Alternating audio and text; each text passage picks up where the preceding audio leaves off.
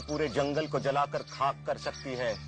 बाल पकने से कोई ज्ञानी नहीं हो जाता, ना ही धनायु और कुलीन होने से कोई बड़ा।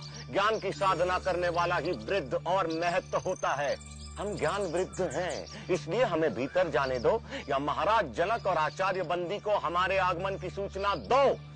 द्वारपाल, उन्हें भीतर आने दो। अश्वसेन, उन्हें भीतर आने दो।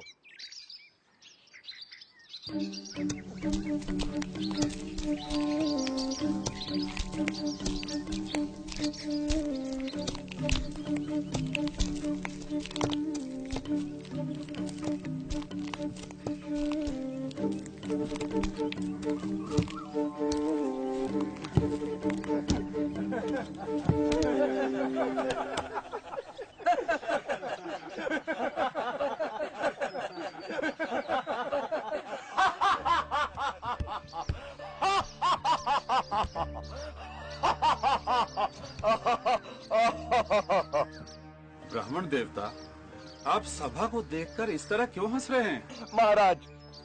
महाराज, मैं तो ये सोचकर यहाँ आया था कि जनक की सभा में आकर इन विद्वानों के बीच मैं आचार्य बंदी को शास्त्रार्थ के लिए चुनौती दूंगा, लेकिन यहाँ आकर मुझे लगा कि ये तो मूर्खों की सभा है। राजन, मैंने अपने हंसने का कारण तो बता दिया। अब आप अपने मूर्ख विद्वानों से पूछे कि वे किस पर हंसे, मुझ पर या उस कुम्हार पर जिसने मुझे बनाया। पूछो किस पर हंसे ये सब।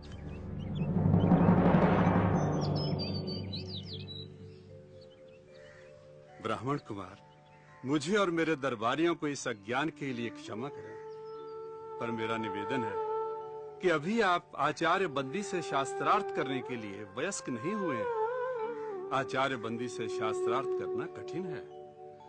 उनसे शास्त्रार्थ में हारने वाले को जल समाधि लेनी पड़ती है। इसलिए अभी आप और विद्या अध्ययन करें। राजन, आचार्य बंदी से शास्त्रार्थ के लिए मुझ पर गुरु कृपा ही पर्याप्त है, और जो अमर है उसे मृत्यु का क्या भय। किसी महान उद्देश्य के लिए प्राण देना मृत्यु नहीं होती। आप आचार्य बंदी के सामने मुझे प्रस्तुत करें। मैं हूं आचार्य बंदी। मैं तुमसे शास्त्रार्थ करने के लिए तैयार हूं, पर क्या तुम्हें मेरी शर्त स्वीकार है? एक ही बात बार बार कहे, आप हमें भयभीत करने की नाकाम कोशिश क्यों कर रहे हैं?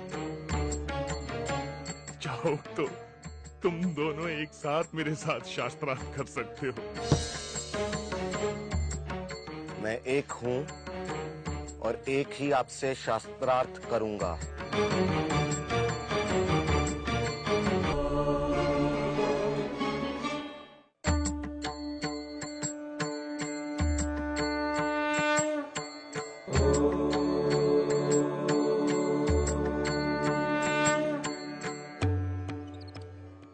प्रपंच क्या है?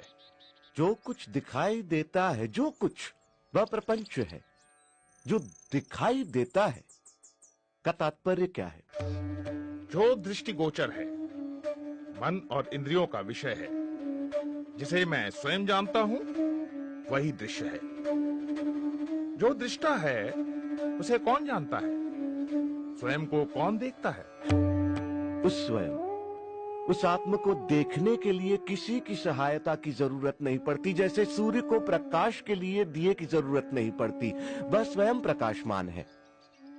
यह संसार कहां से और कैसे आया? यह सृष्टि उससे और सिर्फ उससे आई। वह कौन है? वह ब्रह्म है, वह ईश्वर है। वही अपनी माया से इस संसार को रचता है। वह ही रचनाकार, पालक और इस जगत का संहारक है। ब्रह्म इस संसार की रचना, पालन और संहार कैसे करता है?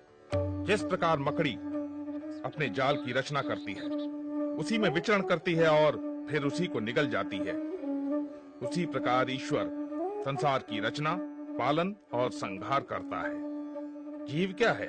जीव आत्मा है। वह निर्विकार स्वयं है, परंतु अविद्या के प्रभाव में आकर वह स्वयं को मन और शरीर समझ बैठता है।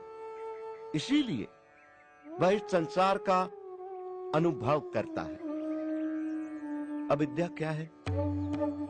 अनात्मा को आत्मा समझना, निर्विकार को विकार युक्त समझना और इस संसार को ही सच समझना अविद्या है। तो विद्या क्या है? आत्म का ज्ञान विद्या है। सा विद्या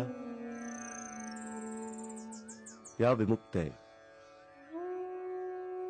वह जो हमें सारे दुखों, पीड़ाओं, बंधनों, अज्ञान, प्रतियोगिताओं, भ्रम और भ्रामक कल्पनाओं से मुक्ति दिलाए, वह विद्या है। जो हमें द्वैत के भाव से, हम दो हैं के विचार से, अलगाव के विचार से, तुम और मैं के भेद से मुक्ति दिलाए, वह विद्या है। विद्या दृष्टि देती है जिससे मनुष्य अपने ब्रह्म रूप को पहचान सके। साधो साधो साधो। ब्रह्म को जानने की प्रक्रिया क्या है? उसे जानने के दो मार्ग हैं। पहला मार्ग यह जानना कि ब्रह्म क्या नहीं है। जो ब्रह्म नहीं है उसका निषेध करना। सब नाम, रूप, गुण, सदोष और परिवर्तनशील वस्तु का निषेध कर निर्विकार को जानना। दूसरा मार्ग सत्य जैसा है उसे वैसा ही पहचानना। वह अस्तित्व रूप है, उसके बिना संसार का अस्तित्व ही नहीं है। वह ब्रह्म ही था, वह ब्रह्म ही है, इसलिए मैं ब्रह्म हूं, तुम ब्रह्म हो, हम सब ब्रह्म ही हैं, इसलिए सारा संसार ब्रह्म है। साधो साधो साधो। ब्रह्म को कैसे जाना जा सकता है? ब्रह्म को सही सामाजिक व्यवहार, आध्यात्मिक चिंतन, ध्यान पूर्वक सुनने, नित्य अनुभवों पर विचार करने और निष्कर्षों पर मनन करने तथा समाधि में जाकर जाना जा सकता है। ब्रह्म ज्ञानी के लक्षण क्या हैं? यदि कोई दावा करता है कि उसने ब्रह्म को जान लिया है तो वो ब्रह्म को नहीं जानता। ब्रह्म को जानने के साथ ही ब्रह्म को जानने का अहंकार मिट जाता है। क्या उसे तर्क से जाना जा सकता है? नहीं, परंतु तर्क सहायक हो सकता है। क्या उसे प्रार्थना और भक्ति से जाना जा सकता है? नहीं, किंतु प्रार्थना और भक्ति सहायक हो सकती है। क्या उसे योग व मनन से जाना जा सकता है? नहीं, परंतु योग व मनन सहायक हो सकते हैं। शास्त्रार्थ का अंत होता दिखाई नहीं दे रहा था। दोनों एक दूसरे पर भारी पड़ रहे थे कि अचानक बंदी निरुत्तर हो गए। आचार्य, उत्तर दें। आचार्य, उत्तर दें। अष्टावक्र की जय! अष्टावक्र की जय!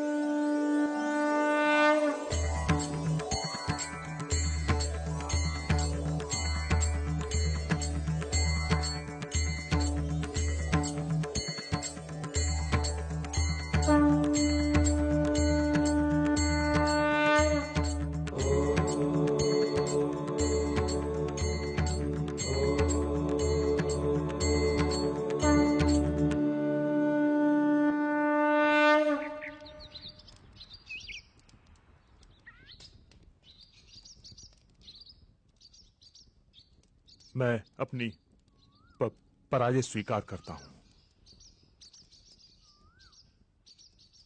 मैं जल समाधि लेने के लिए तैयार हूं।